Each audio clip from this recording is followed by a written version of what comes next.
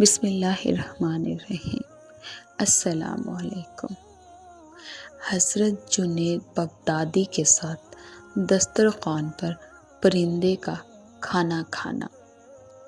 حضرت جنید بغدادی رحمۃ اللہ علیہ کی خدمت میں کسی شخص نے تحفۃً کوئی پرندہ بھیجا جس کو انہوں نے قبول فرما لیا اور ایک مدت تک اپنے پاس رکھ کر اس پرندے کو رہا کر دیا۔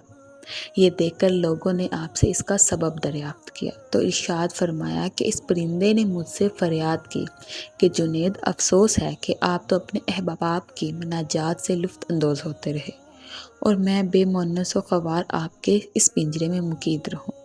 میں نے اس کی یہ درد بھری فریاد سن کر اس کو آزاد کر دیا، اور وہ پرندہ جاتے وقت یہ کہہ کر اڑ گیا کہ جب تک کوئی پرندہ ذکر الہی میں مصروف رہتا ہے وہ جال کے پھندے سے آزاد رہتا ہے، اور جہاں ذکر الہی سے غفلت ہوئی کسی نہ کسی جال کے پھندے میں پھنس جاتا ہے۔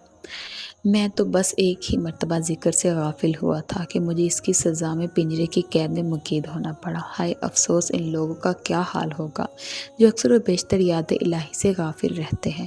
حضرت جنید بغدادی، میں آپ سے مستقیم وعدہ کرتا ہوں کہ آپ کبھی ایسا نہ کروں گا۔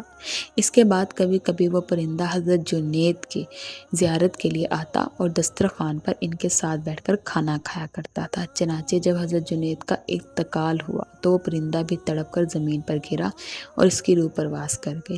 یہ عجیب واقعہ دیکھ کر لوگوں نے اس پرندے کو بھی حضرت جنید کے ساتھ ہی دفنا دیا، اور مدت کے بعد حضرت جنید کے شہیدوں میں سے کسی نے ان کو خواب میں دیکھا کہ دریافت کیا کہ حضرت آپ کے ساتھ کیا معاملہ کیا گیا، تو حضرت جنید رحمۃ اللہ علیہ نے جواب دیا کہ اس پرندے پر رحم کرنے کی وجہ سے اللہ نے مجھ پر بھی رحم فرما دیا۔ دیکھیں کتنا خوبصورت واقعہ ہے۔ اس واقعے سے اگر ہم لوگ سبق لینا چاہیں تو لے سکتے ہیں کہ اللہ خود جو بہت زیادہ رحیم و کریم ہے، جو لوگوں پر رحم کرتا ہے، جو لوگوں کے بڑے سے بڑے گناہوں کو صرف اس کے معافی مانگنے پر معاف کر دیتا ہے، تو ہم لوگ تو بے زر سے انسان ہیں، ہم لوگ تو خاک ہے مٹی کے، پھر ہم لوگ کیوں چھوٹی سے چھوٹی غلطی پر لوگوں کو معاف نہیں کرتے، ان کو لیے اپنے دلوں میں کینہ بغض ڈال لیتے ہیں۔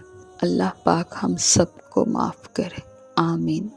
اگر آپ نے ابھی تک میرا چینل سبسکرائب نہیں کیا تو پلیز لائک سبسکرائب کریں اور بیل کے بٹن کو ضرور دبائیں۔ شکریہ۔